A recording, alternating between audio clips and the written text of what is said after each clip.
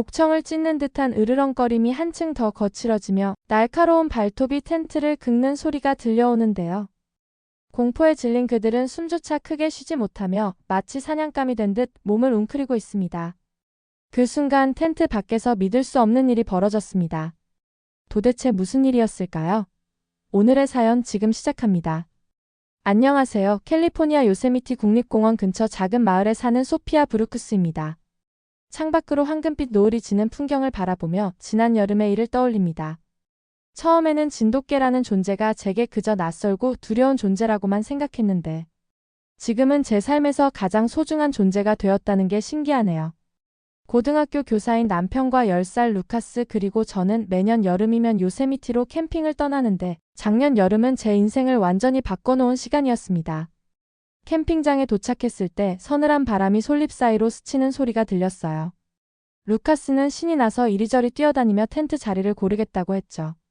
그때 옆자리에 한국인 가족이 자리를 잡았는데 그들과 함께 있던 개를 보고 저도 모르게 한 걸음 물러섰습니다.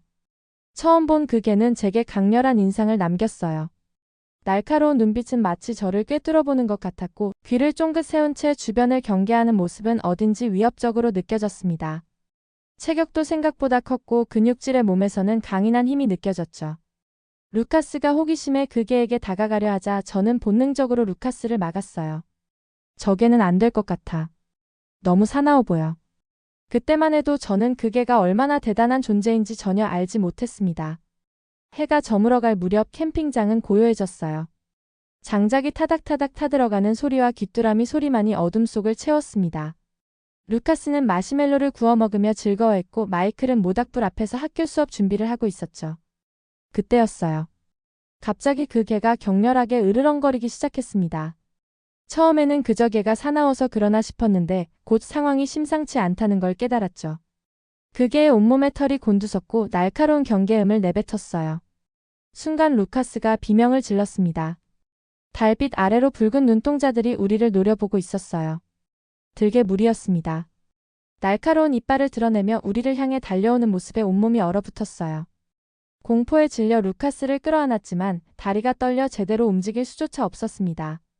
그때 옆 텐트의 그 개가 번개처럼 우리 앞을 가로막았어요. 제가 겁을 먹었던 그 위협적인 눈빛과 강인한 체격이 이제는 우리를 지켜주는 방패가 되어 있었죠. 그 순간 저는 이해했습니다. 그 날카로운 눈빛은 위협이 아닌 경계심이었고 그 당당한 자태는 내면의 용맹함이었다는 것을요. 들개 5마리와 옆 텐트 개가 대치하는 순간 캠핑장 전체가 숨을 죽였습니다. 달빛 아래 벌어진 그 순간의 긴장감은 지금도 생생해요. 들개 무리의 우두머리가 달려들었지만 옆 텐트 개의 움직임은 놀라울 정도로 빠르고 정확했습니다. 순식간에 우두머리 들개를 제압했고 나머지 들개들은 꼬리를 감추고 달아났어요. 우리 가족을 향해 달려오는 들개는 단 한 마리도 지나치지 않았죠. 그제서야 저는 알게 되었습니다. 진돗개라고 불리는 이 개의 진정한 가치를요. 위기가 지나간 후 한국인 가족은 저희에게 진돗개에 대해 이야기해 주었어요. 천년의 역사를 가진 한국의 토종견이며 충성심과 용맹함으로 유명하다고 했습니다. 국가지 정문화재라는 말에 놀랐지만 그날 밤 진돗개의 활약을 직접 본 저로서는 고개가 절로 끄덕여졌죠. 그날의 이야기는 순식간에 우리 마을로 퍼졌습니다. 많은 이웃들이 진돗개에 대해 물어왔었고 특히 오랫동안 들개 문제로 고민하던 우리 마을 사람들의 관심이 뜨거웠어요. 존슨 씨가 먼저 이야기를 꺼냈습니다. 캠핑장 사건이 있기 일주일 전 그의 목장에서도 들개 무리가 나타났다는 거예요. 당시에는 개 한두 마리가 우연히 나타난 거라 생각했답니다. 하지만 제 이야기를 듣고 나서야 그게 단순한 우연이 아니었다는 걸 깨달았다고 해요. 저희가 들개를 만난 지 얼마 지나지 않아 더 충격적인 소식이 들려왔습니다. 피터슨 부인의 닭장이 무참히 습격당한 거예요. 한밤중에 들개 무리가 침입해서 20마리가 넘는 닭을 물어 죽였다고 합니다. 캠핑장에서 저희를 습격했던 그 무리가 마을로 내려온 것이었죠. 마을 회관에서 열린 비상주민회의에는 전에 없이 많은 주민들이 모였어요. 윌슨 경찰의 설명으로는 들개 무리가 최소 10마리 이상으로 늘어났다고 합니다. 캠핑장에서 제가 본 5마리보다 2배나 많아진 거죠. 더 충격적인 건 이 들개들이 과거에는 모두 누군가의 반려견이었을 거라는 사실이었어요. 탐프선 초등학교에서 일어난 사건은 모든 학부모들의 간담을 서늘하게 만들었습니다. 체육 시간에 아이들이 운동장에서 놀고 있을 때 들개 3마리가 갑자기 나타났어요. 다행히 선생님들이 재빨리 아이들을 교실로 대피시켜서 큰 피해는 없었지만 그 후로 아이들은 운동장에 나가는 것조차 무서워하게 되었죠. 이제는 해 질 무렵이면 으르렁거리는 소리가 마을 곳곳에서 들려옵니다. 매일 아침 루카스를 학교에 데려다 주면서 가슴을 졸이게 되었어요. 학교 가는 길에 있는 작은 숲길은 캠핑장의 그날을 떠올리게 만들죠. 마을 사람들은 각자의 방법으로 대비하기 시작했습니다. 울타리를 높게 설치하고 쓰레기통을 견고하게 바꾸고 야간 순찰대도 꾸렸어요. 하지만 들개들은 캠핑장에서 보여준 것보다 더 대담해져만 갔습니다. 어제는 밤늦게 귀가하던 마틴 씨가 들개 무리와 마주쳤다고 해요. 마을 사람들은 이제 다음은 자신의 차례가 될지도 모른다는 불안감에 떨고 있어요. 우리 마을의 일상은 완전히 뒤바뀌었습니다. 아이들의 웃음소리가 가득하던 공원은 텅 비어있고 마을 산책로에는 더 이상 저녁 산책을 즐기는 사람들이 보이지 않습니다. 캠핑장에서의 그날 진돗개의 용맹한 모습을 떠올리면서 마을 사람들은 자주 이야기합니다. 우리에게도 저런 용감한 수호자가 있다면 좋을 텐데. 하고 말이죠. 그때는 몰랐어요. 그 바람이 곧 현실이 되리라는 것을요. 들개 문제로 마을이 불안에 떨던 어느 날 우연히 지역 동물보호소 공고를 보게 되었습니다. 한국의 진돗개를 아시나요? 새 가족을 찾습니다. 그 순간 캠핑장에서 만났던 진돗개의 모습이 눈앞에 떠올랐어요. 그 용맹했던 모습과 위기에서 우리를 구해준 그 숭고한 순간이 가슴속에서 되살아났죠. 보호소에 도착하자 한쪽 구석에서 한 마리의 진돗개가 조용히 앉아 있었어요. 보호소 직원의 말씀으로는 한국인 가정에서 키우던 개인데 주인이 갑자기 사업 실패로 해외로 떠나면서 맡겨졌다고 합니다. 그 옆에는 독일 셰퍼드 한 마리가 나란히 앉아 있었죠. 이 셰퍼드는 원래 경찰견 훈련을 받던 개였어요. 하지만 너무 온순한 성격 때문에 훈련을 완료하지 못했죠. 마침 이 진돗개와 셰퍼드가 서로 잘 어울리더라고요. 진돗개의 날카로운 눈빛은 캠핑장에서 봤던 그 개와 똑같았어요. 하지만 그 눈빛 속에 깃든 슬픔이 제 마음을 아프게 했습니다. 옆에 셰퍼드는 부드러운 갈색 눈동자로 저를 바라보며 꼬리를 살랑거렸죠. 서로 너무나 다른 두 마리였지만 왠지 모르게 잘 어울린다는 생각이 들었어요. 두 마리 함께 데려가도 될까요? 직원은 환하게 웃으며 고개를 끄덕였습니다. 실은 이 둘을 떼어놓고 싶지 않았거든요. 진돗개 태백이와 셰퍼드 마크는 여기 온 후로 계속 함께였어요. 서로를 많이 의지하는 것 같아요. 그렇게 태백이와 마크가 우리 가족이 되었습니다. 처음에는 서로 다른 성격 차이가 뚜렷했어요. 태백이는 경계심이 강해서 낯선 사람이 오면 날카롭게 주시했고 마크는 꼬리를 흔들며 모든 사람에게 친근하게 다가갔죠. 하지만 그런 차이가 오히려 완벽한 균형을 이루는 것 같았어요. 루카스는 특히 마크와 급속도로 가까워졌습니다. 온순한 성격의 마크는 루카스가 학교에서 돌아올 때마다 신나게 달려가 반겼고 태백이는 약간 떨어진 곳에서 조용히 지켜보다가 루카스가 부르면 그때서야 다가오곤 했어요. 마이클은 태백이의 매력에 푹 빠졌답니다. 여보, 태백이의 눈빛이 정말 특별해요. 마치 천년의 지혜가 담긴 것 같아요. 마이클은 아침마다 두 마리를 데리고 산책을 나갔는데 태백이는 늘 앞장서서 걸었고 마크는 마이클 옆에서 즐겁게 따라갔죠. 하지만 평화로운 나날도 잠시 그날이 찾아왔습니다. 루카스가 학교에서 돌아오지 않은 거예요.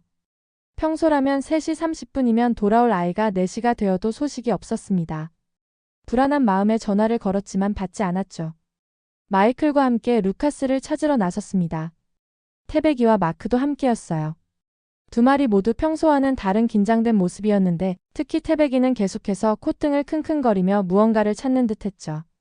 평소 장난기 많던 마크도 진지한 표정으로 태백이의 뒤를 따랐습니다. 그때였어요. 태백이가 갑자기 귀를 쫑긋 세우더니 숲속으로 달려갔습니다. 마크도 곧바로 태백이의 뒤를 따랐죠. 저는 본능적으로 그들의 뒤를 쫓았어요. 숲이 깊어질수록 제 심장은 더욱 빠르게 뛰었고 멀리서 들개들의 으르렁거리는 소리가 들리기 시작했습니다. 그리고 마침내 루카스를 발견했죠.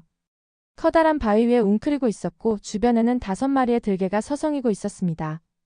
태백이는 들개들의 주의를 분산시키기 위해 정면으로 나섰고 마크는 루카스가 있는 바위 쪽으로 움직였어요. 들개들이 혼란스러워하는 사이 마이클이 재빨리 루카스에게 달려갔습니다. 루카스를 품에 안은 순간 눈물이 왈칵 쏟아졌어요.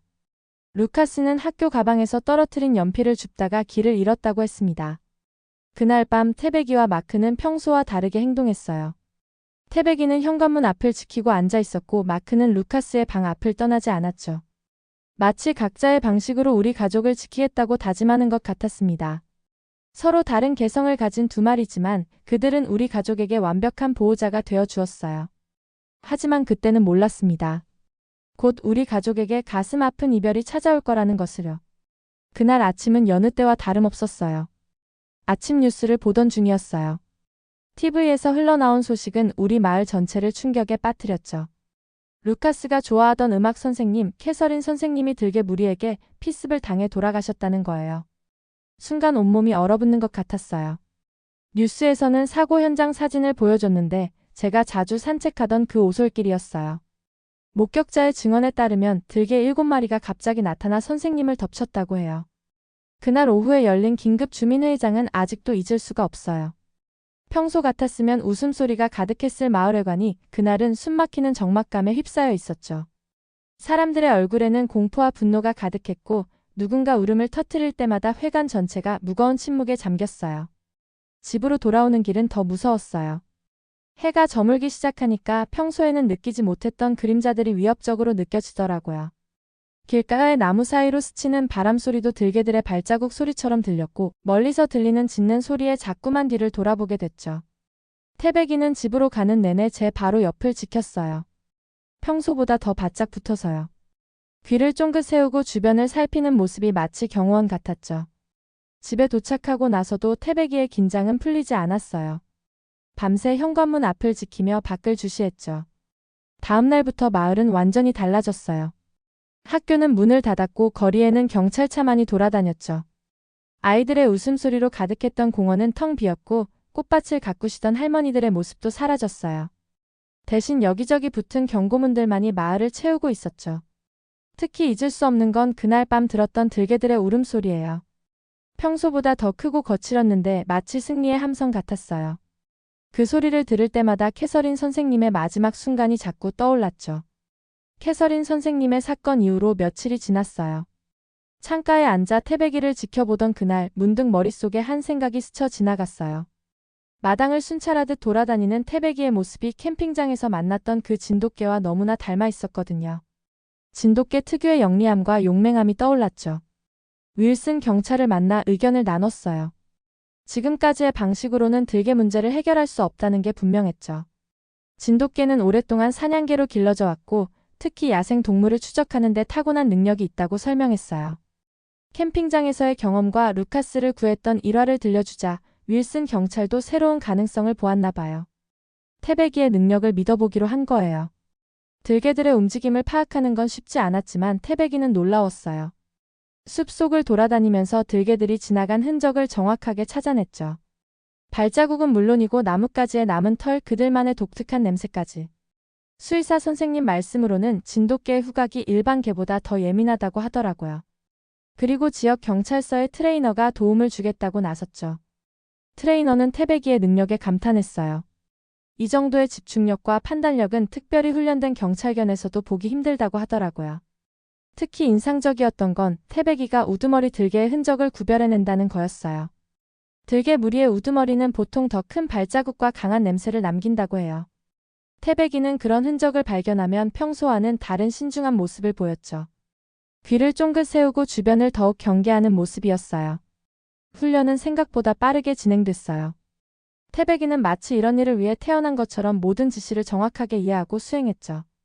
특히 놀라웠던 건 위험한 상황에서의 침착함이었어요. 트레이너가 모의 상황을 만들었을 때도 태백이는 결코 불필요한 공격성을 보이지 않았죠. 마크도 태백이와 좋은 팀이 되었어요. 태백이가 냄새를 쫓아가면 마크는 그 주변을 살피며 이상한 움직임이 있는지 확인했죠. 셰퍼드 특유의 침착함이 태백이의 대담한 성격과 잘 어우러졌어요. 두 마리는 서로의 부족한 점을 완벽하게 보완해주는 것 같았죠. 우리는 태백이가 발견한 흔적들을 지도에 표시했어요. 며칠을 기록하다 보니 들개들의 행동 패턴이 보이기 시작했죠. 그들은 해 질 무렵에 마을 북쪽 숲에 모였다가 밤이 되면 여러 무리로 나뉘어 행동했어요. 가장 큰 무리가 우두머리와 함께 다녔고 주로 이 무리가 피해를 일으켰죠.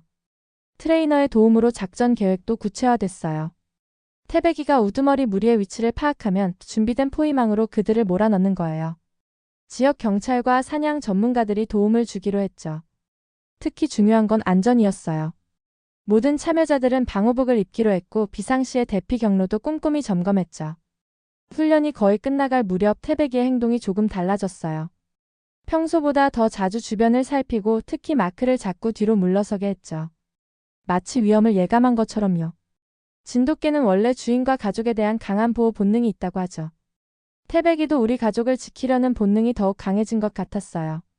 작전 전날 마을 전체가 긴장감에 휩싸였어요. 각자 맡은 위치를 다시 한번 확인하고 무전기 테스트도 여러 번 했죠. 저녁이 되자 이상하리만치 고요해졌어요. 마을을 둘러싼 숲에서는 간간히 들개들의 울음소리가 들려왔죠. 그 소리는 전보다 더 가깝게 느껴졌어요. 동이 트기 전 모든 준비가 끝났어요. 포획용 그물을 설치하고 안전 장비도 점검했으며 비상시 대피 경로도 다시 한번 확인했죠. 마을 사람들과 경찰이 각자 위치에서 대기했고 우리는 태백이의 움직임을 기다렸어요. 태백이가 갑자기 귀를 쫑긋 세웠어요. 그리고 숲속을 향해 낮은 소리로 으르렁거리기 시작했죠. 우리가 기다리던 순간이었어요. 들개 무리가 움직이기 시작한 거죠. 첫 번째 목격은 존슨 씨의 목장 근처였어요. 새벽 안개 사이로 어른거리는 그림자들이 보였죠. 태백이는 즉시 그들의 움직임을 감지하고 작전대로 움직이기 시작했어요. 셰퍼드 종인 마크는 평소 훈련받은 대로 집에서 루카스를 지키고 있었죠. 하지만 예상치 못한 일이 벌어졌어요. 마크가 갑자기 달려나온 거예요. 훈련받은 규율을 벗어난 행동이었죠. 아마도 태백이를 혼자 보낼 수 없었던 모양이에요. 순간 가슴이 철렁 내려앉았어요. 들개 무리는 우리가 예상했던 것보다 훨씬 컸어요. 우두머리로 보이는 커다란 들개가 앞장서고 있었고 그 눈빛에서는 야생의 광기가 느껴졌어요. 태백이는 순간의 망설임도 없이 상황을 장악했어요. 이건 진돗개의 가장 큰 장점이에요. 천년 동안 이어져온 사냥개로서의 본능, 위기 상황에서의 탁월한 판단력이 빛을 발했죠. 우리가 설치해둔 그물망 쪽으로 들개들을 유인하기 시작했어요. 마크도 태백이의 의도를 이해한 듯 반대편에서 들개들의 퇴로를 막아섰어요. 셰퍼드의 강인한 체력과 용맹함이 빛나는 순간이었죠. 하지만 야생의 위험 앞에서는 규율에 익숙한 셰퍼드보다 자유로운 판단력을 가진 진돗개가 한 수 위였어요. 들개들은 우리가 생각했던 것보다 훨씬 영리했어요. 특히 우두머리 들개는 마치 우리의 의도를 간파한 것처럼 행동했죠. 갑자기 무리를 둘로 나누더니 한 무리는 태백이를, 다른 한 무리는 마크를 향해 달려들었어요. 그때 태백이가 보여준 능력은 경이로웠어요. 진돗개의 빠른 몸놀림과 판단력이 빛을 발했죠.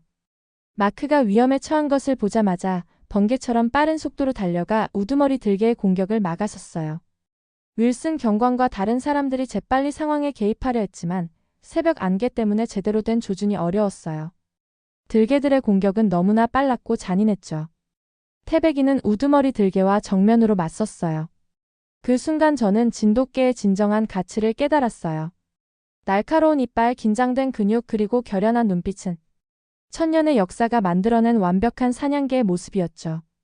하지만 마크는 이미 깊은 상처를 입은 뒤였어요. 훈련받은 규율대로라면 집을 지켰어야 했는데 동료를 돕겠다는 충성심이 그를 위험에 빠뜨린 거죠. 태백이가 필사적으로 마크를 지키려 했지만 들개들의 공격은 계속됐어요. 그 순간 태백이가 보여준 전술은 놀라웠어요. 우두머리 들개를 그물망 쪽으로 유인하면서도 동시에 다른 들개들의 공격으로부터 마크를 보호하는 완벽한 전술을 펼쳤죠. 이건 단순한 본능이 아닌 진돗개만의 뛰어난 전략적 두뇌가 만들어낸 기술이었어요. 마크는 마지막 힘을 다해 태백이를 도왔어요. 심한 상처에도 불구하고 끝까지 태백이와 함께 들개들을 그물망으로 몰아넣으려 했죠. 드디어 우두머리 들개가 그물에 걸렸어요. 나머지 들개들도 우두머리를 따라 그물망에 걸리기 시작했죠. 윌슨 경찰과 마을 사람들이 재빨리 그물을 조여왔어요. 하지만 승리의 기쁨도 잠시 마크가 쓰러졌어요. 태백이가 마크에게 달려갔어요. 마크의 몸에는 여러 군데 깊은 상처가 나 있었죠. 숨을 거칠게 몰아쉬는 마크의 옆에서 태백이는 작은 소리로 울었어요. 마치 고마워 미안해라고 말하는 것 같았죠. 오늘 태백이가 보여준 능력은 그 어떤 훈련된 경찰견도 따라할 수 없는 것이었어요. 우리는 마크를 뒷산의 작은 언덕에 묻어주었어요. 루카스가 좋아하는 나무 아래였죠. 태백이는 무덤 앞에서 오랫동안 울었어요. 그 울음소리에는 동료를 잃은 슬픔과 마지막까지 함께 싸워준 것에 대한 고마움이 담겨 있었을 거예요. 그날 이후로 태백이는 더욱 성숙해진 것 같았어요. 루카스를 보는 눈빛이 더 깊어졌고 마크가 늘 지키던 자리를 자신의 자리로 삼았죠. 진돗개의 충성심과 지혜 그리고 용맹함. 이 모든 것이 하나로 어우러진 완벽한 보호자의 모습이었어요. 들개 문제는 해결됐지만 우리는 큰 대가를 치렀어요. 마크의 용감한 희생과 태백이의 뛰어난 능력이 우리 마을에 평화를 가져다 주었죠. 이제 저는 진정으로 알게 됐어요. 왜 진돗개가 천년의 역사를 이어온 한국의 자랑스러운 견종인지를. 그들의 진정한 가치는 단순한 힘이 아닌 지혜와 충성 그리고 타고난 전략가로서의 능력에 있다는 것을요. 그리고 들개 소탕 작전의 성공 소식이 주변 지역까지 퍼지면서 태백이의 이야기는 하나의 전설이 되었죠. 지역 신문에서는 한국의 진돗개, 마을의 평화를 되찾다라는 제목으로 크게 보도했어요. 특히 기자는 진돗개의 뛰어난 능력과 충성심을 자세히 다뤘죠. 심지어 동물보호소에는 진돗개 입양 문의가 쇄도했어요. 사람들은 자신들의 가족도 진돗개처럼 믿음직한 보호자를 원했던 거죠. 루카스는 마크를 잃은 슬픔을 태백이를 통해 이겨냈어요. 태백이는 마크가 늘 지키던 자리를 대신하며 루카스의 든든한 보호자가 되어주었죠. 마을은 이제 완전한 평화를 되찾았어요. 들개들은 더 이상 나타나지 않았고 사람들은 다시 저녁 산책을 즐길 수 있게 되었죠. 공원에는 아이들의 웃음소리가 돌아왔고 꽃밭을 가꾸시던 할머니들도 다시 보이기 시작했어요. 하지만 이 사건은 우리에게 중요한 교훈을 남겼어요. 지역 동물보호협회에서는 들개 문제의 근본 원인이 무책임한 반려동물 유기에 있다고 지적했죠. 한때는 누군가의 소중한 가족이었을 개들이 버림받아 야생에서 살아남기 위해 들개가 되어야 했던 거예요. 매일 아침 태백이와 산책을 하면서 저는 감사함을 느껴요. 우연한 기회에 만난 진돗개가 우리 가족에게 이토록 큰 행복을 가져다 줄 줄은 몰랐거든요. 태백이는 단순한 반려견을 넘어 우리 가족의 진정한 구성원이 되었어요. 태백이가 우리 가족을 지켜주었듯이 우리도 태백이를 끝까지 책임지고 지켜주려고 해요. 이 이야기를 들으시는 모든 분들께 전하고 싶어요. 반려동물은 우리의 책임이라고요. 오늘 사연 어떻게 들으셨나요? 오늘 사연이 즐거우셨다면 구독과 좋아요 알림 설정 부탁드립니다. 그럼 더 좋은 영상으로 또 찾아뵐게요.